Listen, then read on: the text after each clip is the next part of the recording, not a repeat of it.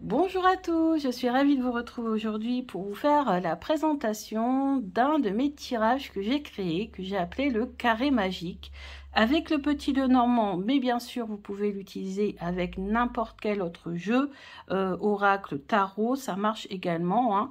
Mais là comme je suis sur ma lancée des petits Lenormand et que beaucoup veulent voir des petits tirages faciles mais en même temps percutants, je me suis dit que j'allais présenter cette méthode avec le petit Lenormand. Peut-être que plus tard je vous montrerai ces différentes méthodes avec d'autres jeux. Donc j'ai sélectionné aujourd'hui le Anaka Lenormand qui fait partie de mes Lenormand préférés et ça fait longtemps que je ne l'ai pas utilisé, donc je m'étais dit aujourd'hui que j'allais le ressortir.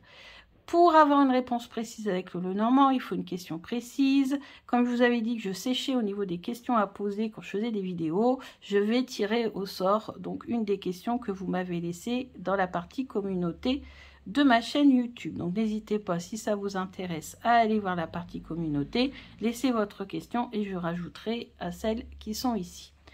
Donc je vais d'abord commencer par sélectionner une question au hasard. Et je vais vous montrer la méthode du carré magique. Alors, le papier ne veut pas s'ouvrir. Alors, on a une question de Petite Miss Petit Chat. Vais-je réaliser mon rêve immobilier? Donc, son rêve immobilier, c'est de réunir 2 appartements pour n'en faire qu'un. Alors ça, c'est intéressant parce qu'on pourra voir en fonction des cartes s'il y a cette idée de rassemblement, de réunion, par exemple alliance, etc. etc. Alors l'anneau. Voilà, donc on va avoir une question ici d'ordre immobilier. Donc, comment je fais pour faire mon carré magique? C'est un carré, donc 4 cartes. Donc, vous voyez, on monte petit à petit. On a commencé avec 2 cartes. Ensuite, on a fait 3 cartes. Et aujourd'hui, on fait avec 4 cartes. Alors, vous brassez autant de fois que vous le voulez parce que ça permet à votre jeu d'intégrer vos énergies. Ça permet également de bien se concentrer sur la question, d'infuser la question. Donc, n'hésitez pas à brasser, brasser, brasser beaucoup avec votre petit Lenormand jusqu'à ce que vous le sentiez. Donc, moi, je vais me concentrer et penser à la question de Petite Miss Petit Chat. Alors, Miss Petit Chat... va-t-elle réaliser son rêve immobilier, réunir les 2 appartements? Bien, on passe le paquet, on le coupe en 2. Donc moi, je coupe comme ça. Je prends la première carte en dessous.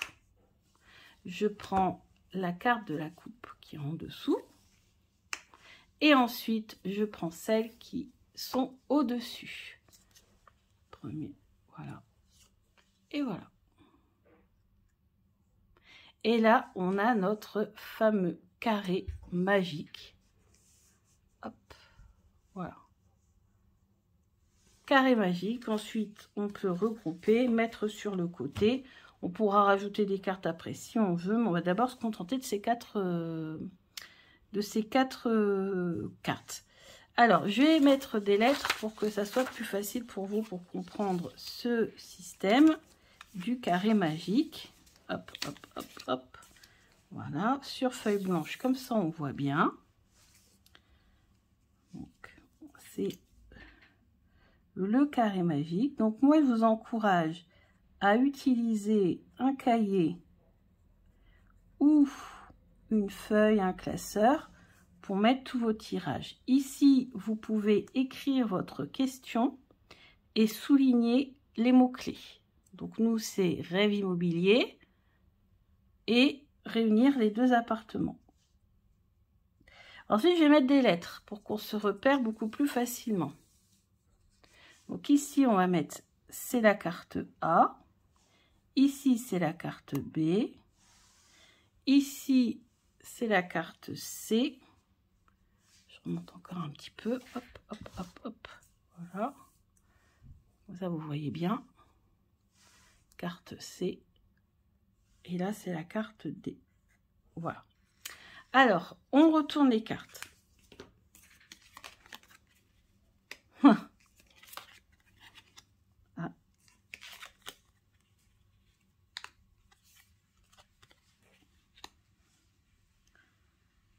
Alors, déjà, tout de suite, on utilise son intuition et déjà, on se dit quelle est la carte qui, parmi ces quatre-là, nous frappe le plus, nous interpelle le plus.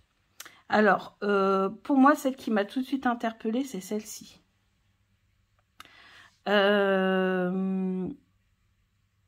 Et ensuite, la plus importante, c'est la A. Donc, on doit analyser en premier la A et lire toutes les cartes à partir de la A. Donc, ce qui m'a fait sourire, c'est qu'on nous parle de rêve immobilier, donc d'acquérir un bien immobilier. Et on a la clé. Vous voyez, la clé, on ouvre la porte. Donc, la clé, c'est sûr, quand on parle d'un projet immobilier qu'on a la clé, c'est quand même plutôt intéressant. Et ici, en plus, on l'a en première position. Sauf qu'on voit, alors on va lire la A avec toutes les autres cartes. Donc, A et B, la clé plus le fouet, ça veut dire que il y aura une opportunité, mais qui se fera difficilement, puisque on voit ici le verre brisé, on voit le fouet c'est des disputes, c'est des choses qui reviennent incessamment, etc. La clé avec la faux, c'est une opportunité qui va être coupée, qui va être tranchée. Et ensuite, on a ici la clé avec le livre. Le livre, ici, peut symboliser les démarches administratives, notaires, vous savez, tous les papiers à remplir, etc. Donc, on fait A, B, A, C, A, D. Ensuite, on fait ici, dans cet ordre-là, comme ça, A, B, C, D. Donc, A, B, C, D, ça nous fait une opportunité dans le domaine immobilier, mais qui va provoquer quand même pas mal de remous, de disputes, de difficultés, qui seront tranchées et par des, comment on va dire, des documents administratifs, qui seront coupés par des démarches administratives. Alors, ensuite, on analyse ici en biais A, D, et ensuite B, C. Donc AD nous dit quoi? Nous dit qu'en effet, il y a une opportunité et que les papiers se feront. Mais B et C nous disent quoi? Nous disent que ça ne va pas se faire facilement. Et qu'il y aura sûrement des... il va falloir faire aller son caractère parce que voilà, il ne va pas falloir se laisser faire. Ça peut aussi nous symboliser les travaux, hein, pourquoi pas, puisqu'elle nous expliquait que pour réunir les deux appartements, forcément il faudra faire des travaux, pourquoi pas, hein, et que ces travaux peut-être seront entre guillemets empêchés par quelqu'un ou voilà. En tout cas, on sent qu'il y aura quand même des difficultés. Mais si on prend la première carte et si on prend la dernière carte, on voit que normalement, ce projet devrait se réaliser. Mais ça sera assez difficile et assez long puisqu'on a quand même pas mal d'opposition. Donc voilà comment on lit le carré magique. Je récapitule. Donc on laisse aller son intuition, on essaie de voir quelle est la carte qui nous a le plus interpellé quand on a retourné les cartes. Donc moi, c'était cette carte-ci. Ensuite, on lit la carte 1 qui est la plus importante avec toutes les autres cartes, mais en binôme, donc en association. A et B, B et C, A et B, A et C et A et D. Après, on lit en diagonale, donc A et D et B et C, souvent avec les diagonales. On a voilà, on a l'issue on a la solution, on a l'issue du problème. Après, on peut aussi s'amuser à lire la B avec la A, la B avec la D, la B avec la C, et ainsi de suite, la D avec la A, la D avec la B, la D avec la C, et ainsi de suite, ainsi de suite. Voilà, on peut faire ça aussi, mais bon, moi, je le fais pas forcément. Dès que j'ai ma réponse, ça me suffit. Et donc, moi, j'ai ma réponse parce que je vois que les choses se feront.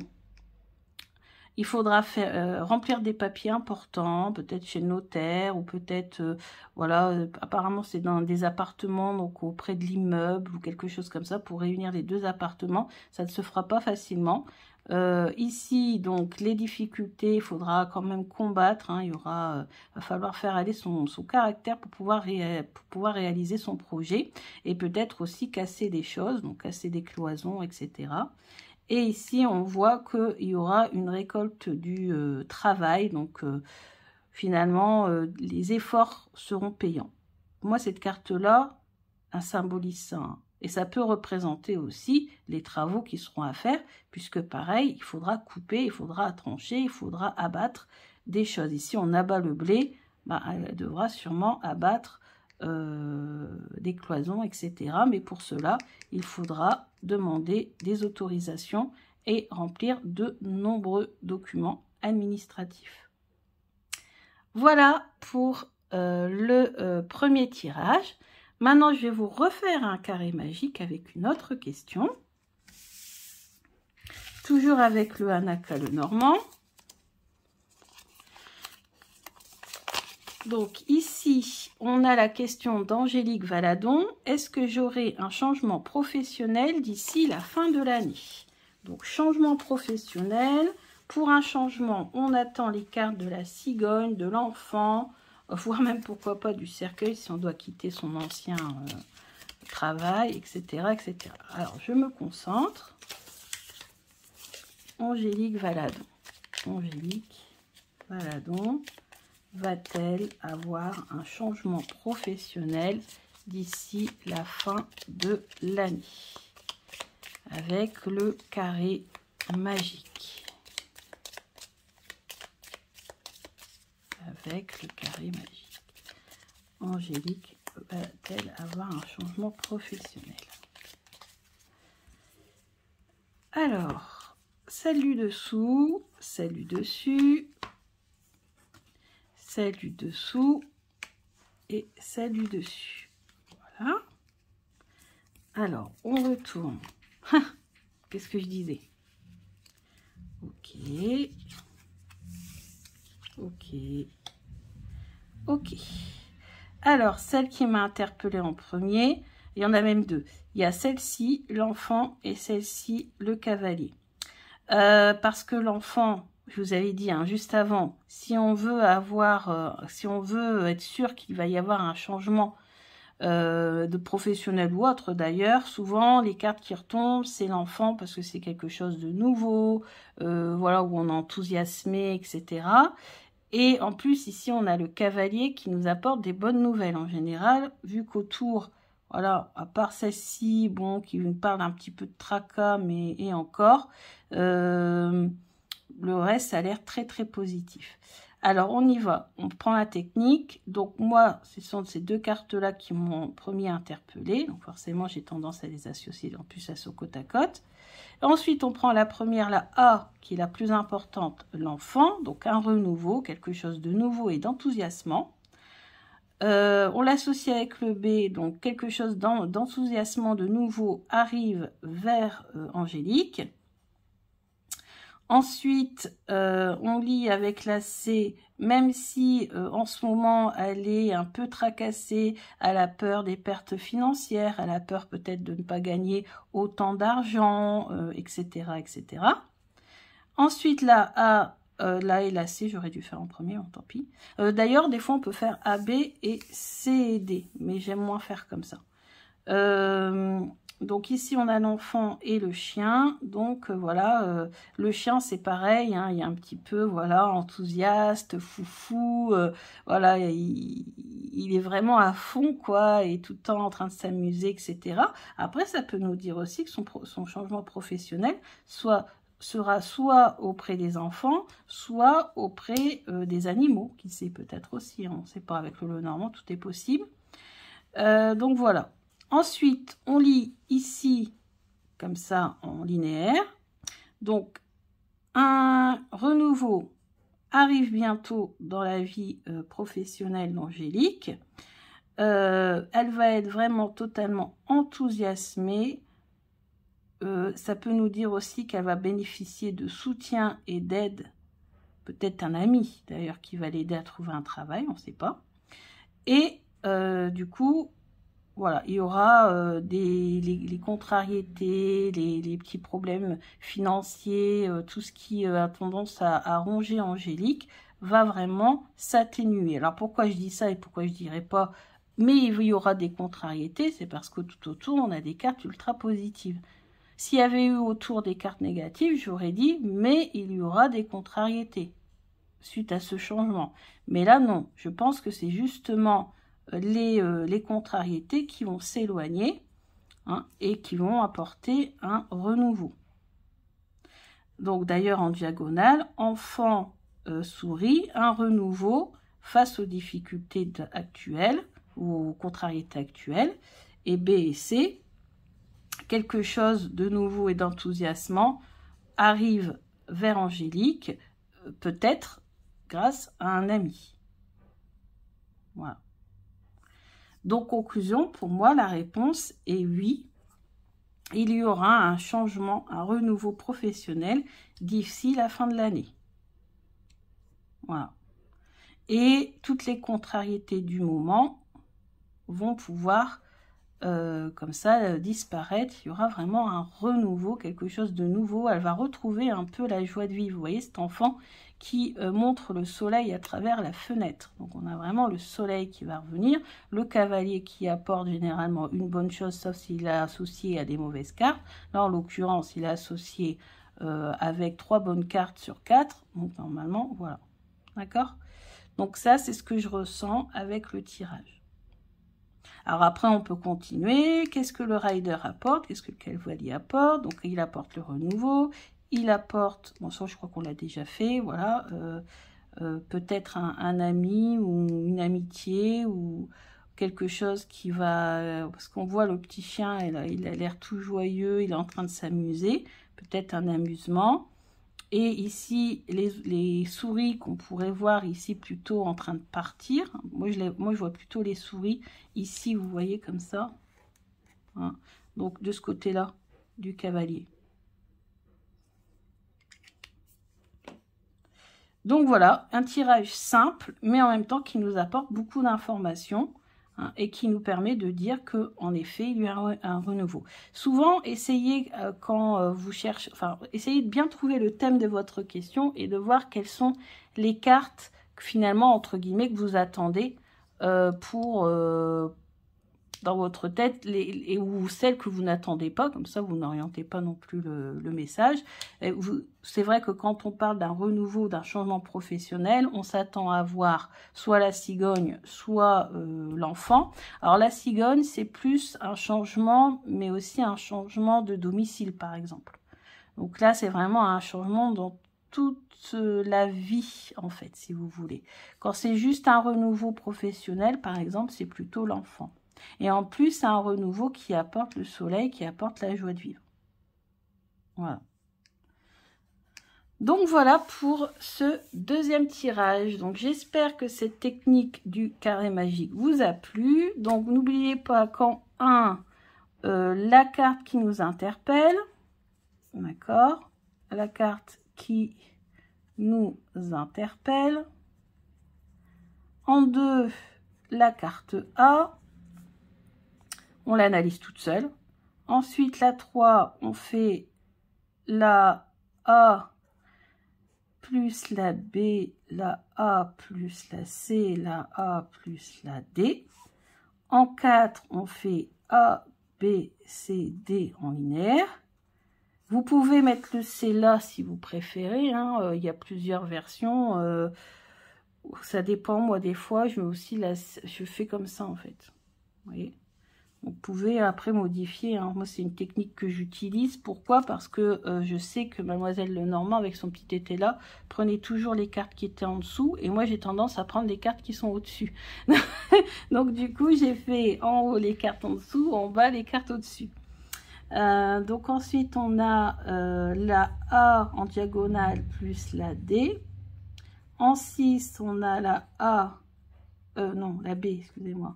La B plus la C. Puis ensuite, bah, vous pouvez continuer si vous voulez. Hein, la B plus la C et la B plus la D. Alors, évitez de revenir en arrière parce que ça peut quand même changer les significations, on l'a vu tout à l'heure, hein, donc vaut mieux éviter. 8, on fait la C plus la D. Voilà. Vaut mieux faire comme ça. On évite de retourner en arrière parce que des fois, ça n'a pas forcément les mêmes significations. L'ordre est important dans le petit le normand. Donc voilà, finalement, 8 étapes, rien que pour un petit carré magique de 4 cartes. Imaginez un petit peu quand on va passer au tirage à 9 plus tard, mais beaucoup plus tard, parce qu'avant, il y aura le tirage à 5, après le tirage à 7, après, et plein d'autres tirages possibles aussi. Donc voilà. Mais je voulais vous présenter mon petit carré magique, puisque c'est une méthode que j'ai créée moi-même, en prenant à la fois, en disant que Mademoiselle Lenormand avait tendance à prendre des cartes qui étaient en dessous, surtout d'ailleurs en dessous du paquet, donc surtout là, c'est la plus importante. Certains cartomanciens le font encore, les cartomanciennes ou les cartomanciens prennent toujours la carte qui est en dessous de leur paquet. En fait, ils retournent le paquet et regardent la carte en dessous. C'est pour ça que cette carte-là est très importante et elle passe en première position. Et moi, comme j'ai tendance plutôt à prendre la carte qui est au-dessus de ma coupe, ben voilà, ça fait un mix des différentes possibilités, des différentes techniques, de la plus ancienne à finalement la mienne, tout simplement. Bon, voilà, j'espère que cette vidéo vous a plu. Je vous dis à bientôt. Donc, j'aurai répondu à 2 questions, celle de Petite Miss Petit Chat et celle d'Angélique Valadon. Donc, il va falloir attendre les autres techniques, les autres méthodes de tirage pour que je sélectionne les vôtres. Voilà, ça va être peut-être un petit peu long, mais tout le monde aura l'occasion de passer, c'est ça qui est très bien. Allez, je vous embrasse bien fort, à bientôt, bisous.